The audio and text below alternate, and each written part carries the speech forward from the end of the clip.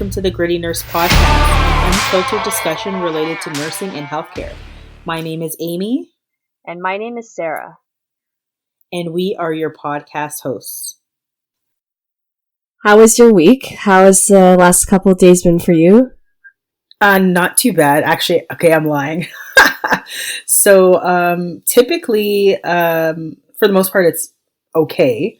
But strange things have happened in my household over this week. So my husband started complaining of flank pain, and he had this kind of rash. And I was like, oh, you know, it's just a rash from like you shaving your body hairs down. Because I guess like, you know, he likes to do his like man prep, so like manscaping or whatever. So I was like, oh, you know, it's just from like, you know, your manscaping, put some like antifungal and you'll be fine. But then he's like, oh, you know, this rash is like I have like the rash, but I'm having pain in my shoulder and in like my flank area. And I was like, I'm like, I don't know what that is. You don't have a vagina. So like I'm at a loss for what problem you might be manifesting. So he ended up going to the doctor because this pain was getting really bad. He called me and I thought he was going to like, you know, go over the deep end. And then was diagnosed with having none other than, oh my gosh, I'm like fully drawing a blank on what Shingles, his diagnosis right? was. Shingles. Oh my God, yes. So he was diagnosed with shingles. And I was like, what? And yeah, so my husband has shingles. And then my daughter, she had like a little mark and we thought it was just eczema. And turns out she's got real, like, I would say like a very mild case of chickenpox. So like, I don't know. And now she's had diarrhea for the last 48 hours. I just kicked her out of my room and I was like, go lay down with dad. But like, I don't know. It's just been, it's been a shit show at, my household. I really feel your pain because, yesterday we were supposed to attend our first, podcasting networking event and, Amy and I were planning to go together. And then about an hour or two before the event was supposed to start, I get a call or a text from Amy saying like, you're like, I can't make it. My husband has shingles and my daughter has chickenpox. Yeah, I'm sorry. Yeah, so this was actually an event put on by TO Webfest, and it was called Creator Cocktails with Rob Norman. So got to learn a little bit more about the podcasting world and the community and connected with some local podcasters, which was nice because up until now we've just been talking with people via Twitter and Instagram, but having to meet people face to face was nice. Yeah, so I think it was a good experience and it's a monthly thing, so we'll try and attend the next one. Hopefully we'll be in good health and nothing will get in the way of that again. Yes, because I mean, honestly, like I was thinking to myself, because I got in my car and I was like, all right, my ETA will be 6:16. I'll get there with ample time. And then my husband called me and I'm like, I don't even know if she's going to believe me. I was just like, this is the craziest crap ever. It's just like, what is happening? But I mean, yes, I hope to be at the next event, whenever that might be, and bring our good news to other people, other folks out there so they can listen to us. I think we have things to say here and there. I like to think so. I mean, for example, our topic for this week is what other options are there for nurses besides shift work? So we have been seeing online that there's lots of discussions around this topic, and we just wanted to weigh in with our own experience and our own knowledge of this. So, Amy, do you want to start with a little intro about shift work and that kind of thing? Yeah, for sure. Like, I mean, I think just kind of thinking about this topic and the reason why we're kind of discussing this is like we're seeing a lot of comments kind of through Twitter and Facebook and even Instagram, maybe a little less on Instagram, where people are kind of like saying it's not even just about burning out. It's just like, for example, I'll just read this one statement. So it's like, I can't even stomach working full time anymore. I feel like I give it my all, stand on my head and bend over backwards, and it still is not enough. I'm so over it. So like, I mean, I wouldn't even say that this is burnout It just might be like compassion fatigue, or just, maybe it's just for nursing. And I mean, I think before people kind of jump out of the career, because I've seen that too, where people are commenting like, what, maybe you're that type of person who like every day, or you've seen this person every day and they have like hard resting bitch face. Like they just can't get past the fact of like, there's nothing that you can do to make this person. You're just like, fuck this place. I don't want to be here. It's not even the people. It's not even what you're doing. It's time for a change. It's time to say, I need to do something. And we're going to talk about the various different roles and different things you is. Like, I mean, if you're sick with the bedside, there's a plethora of different things that you can do. And I think like we're going to just kind of get into, if it's not shift work and you're done with shift work, you're other than being stuck at the bedside. Yeah, and I think that when most people think of nursing or they go into nursing, they imagine the traditional bedside nursing role. And I do think that it's important to get a knowledge base. So I think it's important to do that, but also knowing that nursing is very dynamic, and as time goes on, it becomes more and more varied. So there are so many options out there. So, just in terms of my experience, when I first started being a nurse, I didn't really think about the pay, and I never thought about the hours, but I think I realized pretty early on that my body just didn't deal well with the night shifts, flipping back and forth, and so it was always a goal of mine to stay in nursing, but I just kept always keeping my ear out to what options were available that didn't involve having to do the 12-hour shifts, which I feel is really hard on anyone's body, and also doing the night shifts and going back and forth, and being a junior nurse, you really don't have much control over your schedule. So I just kind of remember going into it with that sort of mindset. And then I decided to do my master's pretty soon after getting my bachelor's degree. And I still ended up staying at the bedside for a total of 7 years, so I think I've earned my stripes and my street cred to some degree. And my first role away from the bedside was actually in a gynecology clinic, so it was still part of the hospital, but it was 8 to 4 type of hours, and I did that part-time while I was still doing shifts, which was nice. And then I decided I wanted to do some teaching, so I ended up doing prenatal education, which was also really exciting in my mind because I got to interact with patients, ones that were really excited about learning. It wasn't like people were forcing them to be there, but they really wanted to learn.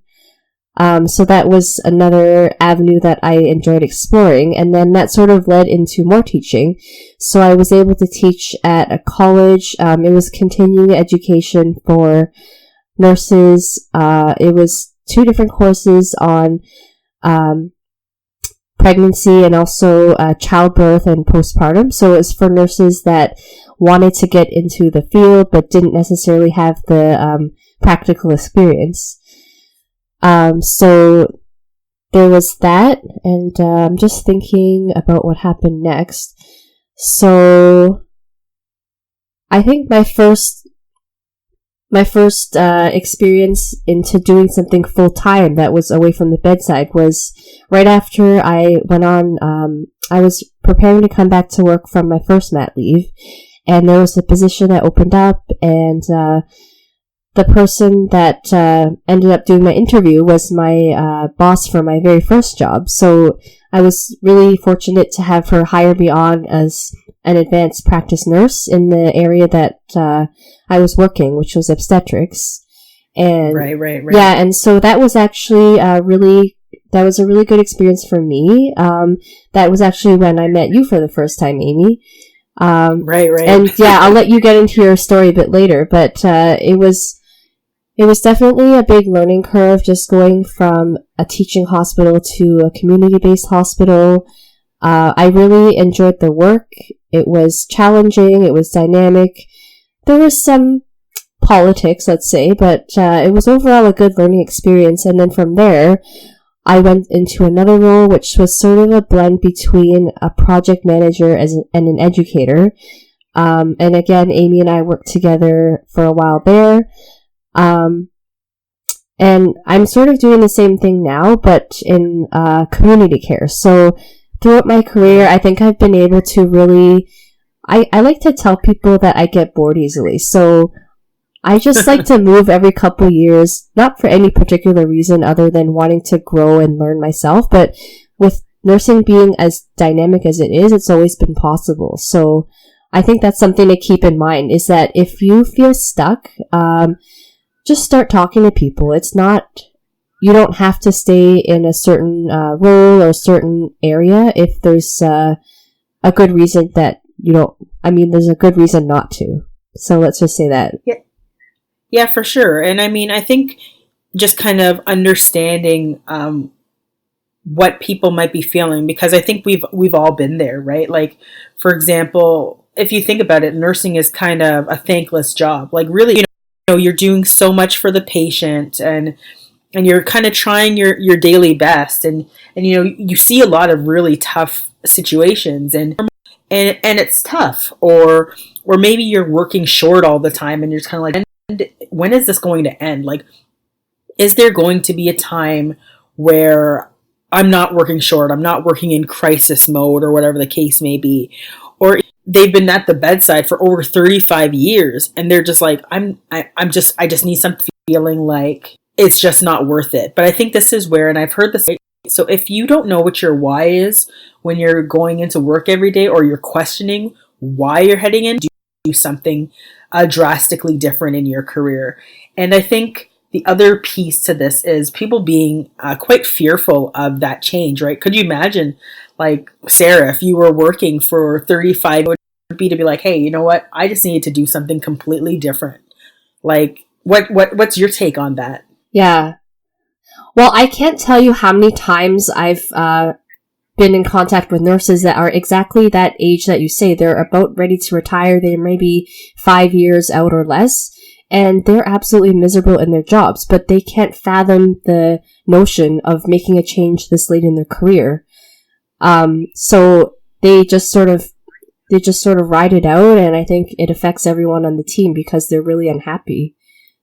Yeah. So, there's that piece to think about as well, and maybe the younger generation these days is used to change, so it's not as big of a deal to them, but it's always worth exploring. And I remember the first time I did meet a nurse who had decided in her 50s that she was tired of working for the hospital that she worked for, and she was a lovely person. So for her to actually make that jump, I think was a really big deal, and she ended up being much happier in her new place of work at a different hospital. So it is possible.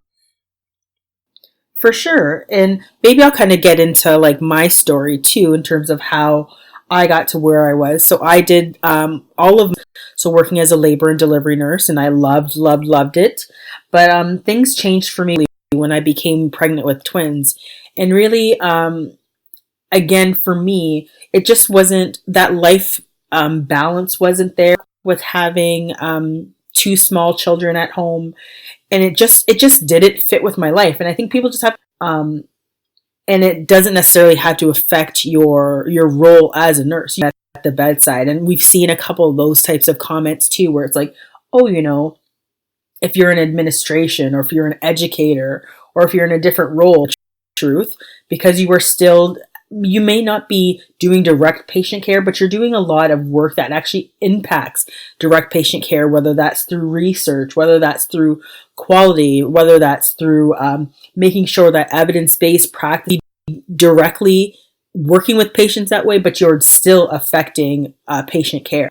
Like, kind of getting back to my story. So yeah, I was able to, I kind of had a rough go too. So we actually ended up moving out to Alberta because my husband worked in the oil sands. And so we moved.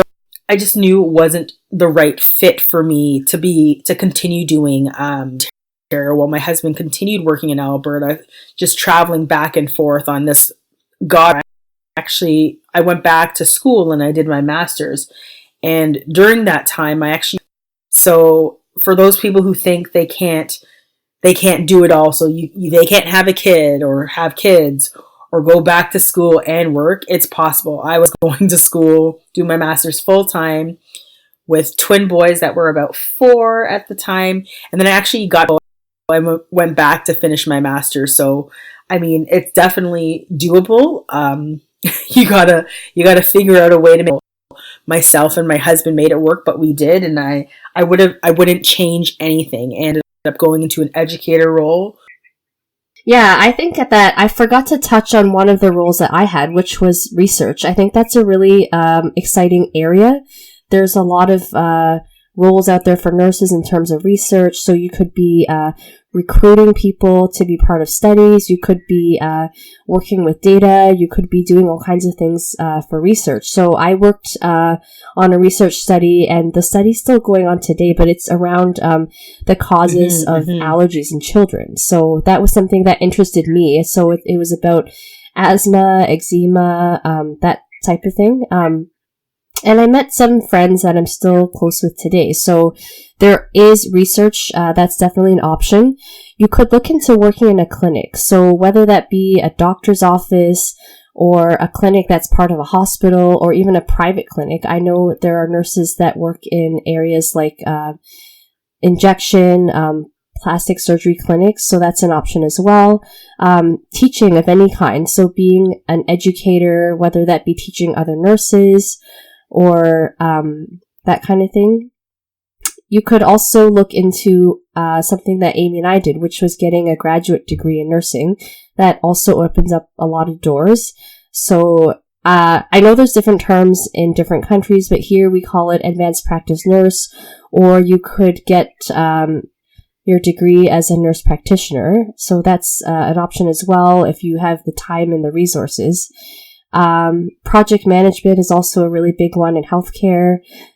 Going into public health. So it's not something that I've personally done, but I know people that are in public health and they're very happy there.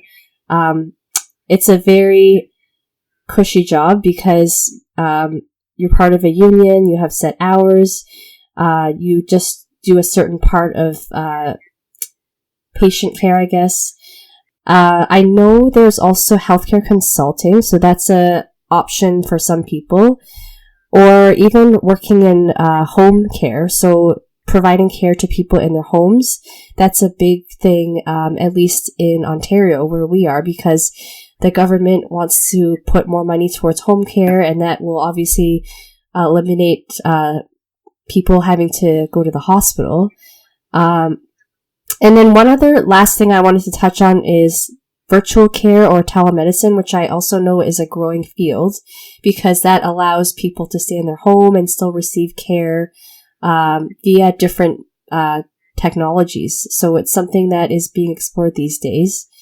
So that's what I would say in terms of solutions. And also, if you're not sure where to start, I would just start networking with people. So either through people you know or people on LinkedIn, or just looking at job postings and seeing what types of varieties are out there. You might also want to consider doing some sort of specialty training in your area. So whether that be a certification exam. So in Canada, we have the Canadian Nurses Association, which provides certification in a number of different areas. I think it's up to 15 now. So those are just some things that I can think of. I'm sure, Amy, you've got ideas as well, because we've been looking online to see what jobs people are recommending to their peers. I struggled a lot because I thought, maybe my expectations were too high. Of jobs that I haven't liked in the past. I just kept thinking my expectations are too high. This is me being, in a generation where we just think we can do anything. But then when I got to where I am today, I realized that we all deserve to work in a place that we feel valued and where we feel, happy and where we feel psychologically safe. So it's important to keep those things in mind. It doesn't mean that because you're in a certain situation that you're going to be stuck forever. There are things that you can try, like, trying to work on the relationships and things that are within your control to make it better. But there are so many things that aren't in your control. And I don't think that you should have to suffer or blame yourself for that. For sure. No, I wholeheartedly agree. I think that, like, again, knowing what your why is, knowing why you continue to go to work every day, surrounding yourself with people that you enjoy working with,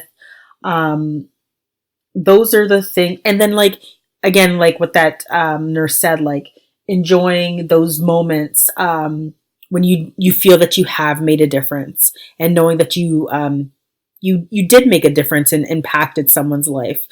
But if you feel that's not happening anymore, it's time for change. Yeah, and I do know a couple nurses that became teachers afterwards. So my high school biology teacher was a nurse before she became a teacher, and she was a really funny character because she told us that the reason that she wanted to become a teacher is that she loved the smell of Bunsen burners. And I'll never forget her saying this because it was the oddest thing ever. Like, you know, Bunsen burners, those things that... Yes. Yeah. So she said to us, I just love the smell. And we're like, that's really weird, but okay. But she actually made biology so exciting. And because I like biology and I like helping people, I figured nursing was a natural next step to go into. And I think I have to give her... really nice. I have to give her a bit of credit for that. Yeah, that's quite laudable. I mean, like, I've seen nurses go into law. I've seen nurses go into a variety of different other avenues. So, I mean, I think the world is your oyster, and I feel that one of the things is you could always be a lifelong learner, and it doesn't have to stop at nursing. You can continue doing something new or really something passionate. Maybe at the end of the day, you want to be a podcaster and you're just kind of like, hey, you know what? This is my passion and this is what I want to do. And I think people need to go for what they really love and what they really enjoy. Life is too short to not be happy. And I think that we also want to elevate awareness of nursing as a profession. So if you do end up moving away from nursing, or you're working in an area where you are the only nurse, it's an opportunity to educate people on what a nurse is. It's not just working at the bedside. There are so many ways that we can use our knowledge and skills in other industries as well. Absolutely. I completely agree. Yeah. So that's kind of what I have to say about that. Did you want to add anything else, Amy? Nope. I think we kind of covered all our bases. Thank you for listening. Thank you so much for listening. If you enjoy listening and you want to support us, you can definitely follow us on Twitter. Our handle is Gritty Nurse. You can also check us out on Instagram. Our handle there is Gritty Nurse Podcast.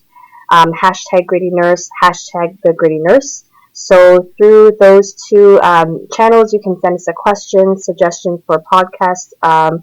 Please also like, share, and subscribe.